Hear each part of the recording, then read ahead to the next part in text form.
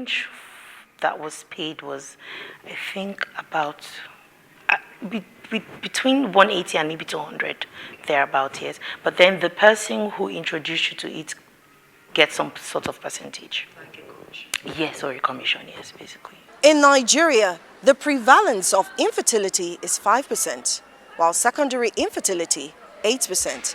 Now that's according to the World Health Organization. The causes of infertility have been linked to several factors.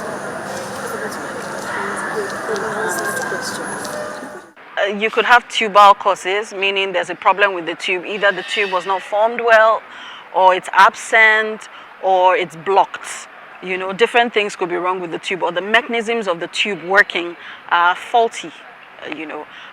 There's also ovarian factor. Something is wrong with the ovaries. Either they're not producing eggs well or something. Then there's also uterine factor, like the womb itself, where the baby is housed. There's something wrong with it. In Nigeria, more women are embracing modernized ways of bearing children, especially using assisted technology, including paying for human eggs due to infertility issues. Some ladies undergo the process of egg retrieval to help other women, while others get paid to do it. What we do is we give external hormones. Now, there's something called negative feedback. It's a negative feedback mechanism where you flood the body with hormones that look like what the body produces. Now, when those hormones are at high levels, it sends a signal to the brain, look, we have enough, don't produce anymore. And then it now slows down. Okay, we have enough, so let's not produce more. We then do what we call HCG trigger. Now, there's a hormone in the body that makes us ovulate. It's called luteinizing hormone. So it triggers ovulation externally. So we're giving that externally. And within 34 to 36 hours of giving beta HCG, we then harvest the eggs. We asked some young Nigerian students if given the opportunity to retrieve their eggs for money. Because of that sympathy I have as a fellow woman, I will do it. I will still go for the 1 million. 150K. I'm a student, so I hustle to pay my bills in school, so the money can take me far.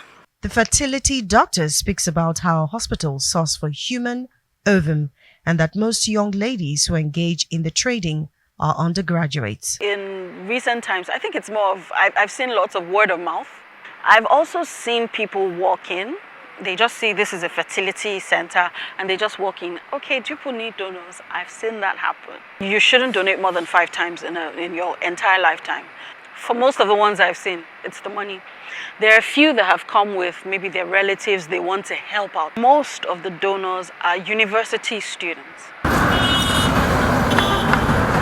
Arise News caught up with a legal practitioner who says any human organ, tissue or blood removal done in exchange for money is illegal. Though the National Health Act did not specifically state egg donation, the provision in Section 52 made mention of tissue, body tissue, blood, and blood products. Now, the provision of Section 2 allows free donation. Now, coming to Section 3 criminalizes the donation of body tissue, blood, and blood product as an offense. In fact, it provides for an imprisonment of jail term up to 1 year or an option of time. That is the trading. That is what the law forbids. Now, if the law forbids an act, the person who is actively involved, the person abetting and aiding, will also become part of the people perpetrating the offense. This young lady here reveals how she went through the process of egg retrieval and got paid at a fertility clinic in Nigeria. Why did she do it? I heard about it through a friend whose friend was, I think, a medical practitioner of some sort, who had posted it on their WhatsApp status. But I think it wasn't more than 20 or 30,000. So the greater part of the money was still for the donor, yes, to let you, and the doctor basically lets you know that if your eggs are not okay, maybe at some point the procedure will be stopped, so the money would not. So that money is given after the eggs are retrieved. the injections were painful, but I think the aftermath of the removal of the eggs was the part that hit hard. At some point, maybe a year or a year plus after that, I almost considered it because I was broke, to be honest. I had asked the nurse there and she said maybe 2 times. And then I think another thing that they have noticed is a lot of them maybe lie that it's their first time. So sometimes those medical facilities do not know that these ladies have donated eggs before. I know, yes, money was involved. I was there for the money as well, but I also asked questions. Now, Nigeria needs a strong regulatory body to ensure that egg retrieval in the country isn't monetized. Oli J. Wapera, Arise News. All right, joining us now is the President, Association for Fertility and Reproductive Health, Dr. Preye. Owen Fiebai, thank you so much for joining us on Newsnight. My pleasure. I mean, quite worrisome. I mean, listening to that report and understanding that there's a whole lot of, backdoor going on as far as the fertility industry is concerned. Fertility industry we hear in Nigeria is about $1 billion. That's huge. But let's talk about the goings on within the industry and the seeming need to begin to regulate that sector. First of all, it's not an industry. Okay. We practice medicine and we practice fertility medicine. Because it's looking like an industry. Well, for those who want to misconstrue it and misinform the public. In Nigeria, almost everything is unregulated. Even the laws are not obeyed. But we need certainly regulation in medicine, and especially in fertility medicine. AFRH, Association for Fertility and Reproductive Health, was formed in 1992 by Professors Giwa Osage and Ashiru, who were the first people to do ART in Nigeria. And right from the beginning... You have to be breaking it down, ART. Assisted Reproductive Technology, yes. Good. And from the beginning, the need for regulation was clearly understood. In the UK, the Human and Fertility and Embryology Authority regulates ART there. And the intention in Nigeria was to follow suit and try to get ourselves regulated in like manner. But we have had a few challenges with getting legislation and all that. So we decided to go about it our own way by self-regulating. And since then, we've grown. The association has grown by leaps and bounds. And we have over 150 clinics practicing ART in Nigeria. However, not all clinics are even members of AFRH. Our desire is that everyone should be a member. Right. And before we have legislation, we should have them follow our guidelines. We have clear guidelines that are fashioned after the international best practices, and you are expected to practice ethically. Nobody is supposed to be exploited because you are in fertility medicine. The patient is the key. Those who are affected by infertility are the most distressed, and our job is to try to alleviate them. Just like you have blood donation and others, people donate sperm and eggs. It's not organ donation. Sperm is not an organ. Right. It's a cell. Neither is the egg. And such donation is expected to be voluntary and done altruistically. But I mean, I'm sure there are places in Nigeria where such is exploited, and those people are quacks in quotes. Because any clinic that does not practice according to the guidelines and the rules of the Medical and Dental Council is not supposed to do so. And it is even our responsibility as doctors to highlight such malpractice. And if I see someone, a colleague, who is not doing the right thing, I'm expected to report him to the Medical and Dental Council. You know, in this, yes, you said it's not an industry, but again, let's talk about the good and the evil inherent in the practice. Okay. Starting with the good. The good. The good thing is, first of all, the treatment has become available in Nigeria. Many years ago, most people had to travel abroad to do so. But today, people with infertility are able to receive international standard of treatment in Nigeria.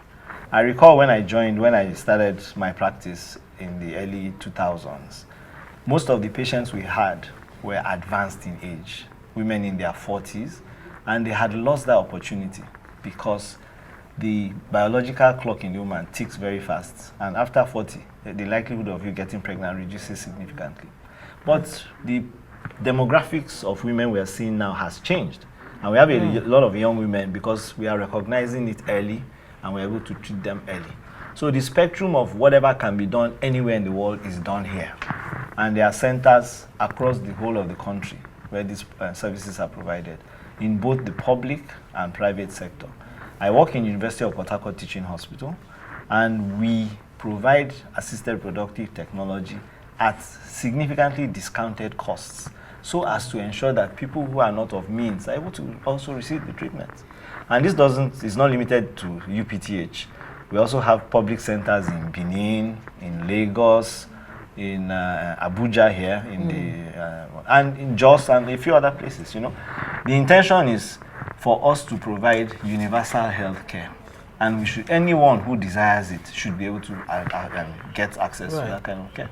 Oh, well, sorry, I wanted to go back to talk about the evil, because there must be some kind of bad, practice that people should be wary of. Yeah. Now, our hope is that in the near future, within a few months, we'll be able to get everyone to understand that not everyone who claims to be an ART practitioner is one. So a lot of clinics, in quotes, who are doing fertility medicine are not necessarily qualified to do so. It's not just by virtue of being a medical doctor. In the 90s, a lot of people were going to India for training. So you get a certificate in 6 weeks or in 6 days and come back and claim to be an ART expert. Wow. Recognizing this, the association worked with the West African College of Surgeons, and I must commend Dr. Wada in particular, because the pilot program for training of specialists started in NISA Premier, and we started examining people who had specialized as gynecologists but who now want to also practice assisted reproductive technology, and they now spend an extra year to acquire that certificate, to ensure that we provide the appropriate platform for people to be trained properly and practice properly. Before we let you go, this is where regulation comes in. Yes. Reps have made a move. They've started that. What kind of framework do you expect? Before the reps, the Senate had started in 2016, and a bill was passed. It went through second reading in 2017 by Senator Tejo at the time, but sadly it died off. Then it resurfaced, and we even came for public hearing in January this year, because the content of that bill was not appropriate. It was unsatisfactory. However, after that public hearing, we stumbled on the revised bill that was drafted by the Senate, which is very good. And we are working with the Senate, by God's grace, to get a proper bill passed. So yes, there's malpractice in medicine, not only in fertility medicine, but it needs to be regulated. And the primary regulator for medicine is the Medical and Dental Council. Right. We'll have to leave it there. Preye Owen Fiebai, President, Association for Fertility and Reproductive Health. Thank you so much. We look forward to seeing you again and talk more.